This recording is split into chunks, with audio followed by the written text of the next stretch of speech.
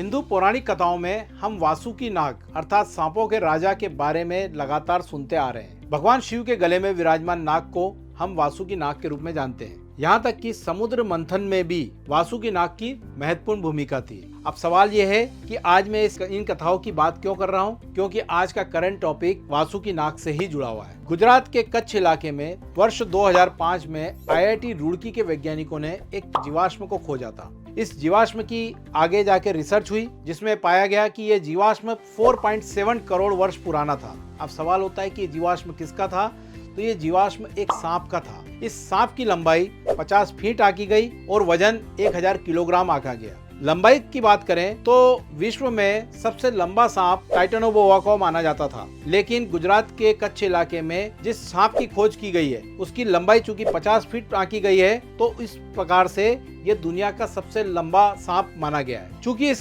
सांप की खोज भारत में हुई थी, इसलिए इसका नाम वासुकी इंडिकस रखा गया। वासुकी से मतलब पौराणिक कथाओं से इसको रिलेट किया गया और इंडिकस चूंकि इंडिया में खोज हुई इसलिए इसको वासुकी इंडिकस कहा गया। अब सवाल ये होता है कि वासुकी इंडिकस की खोज से भारत को क्या हासिल होगा।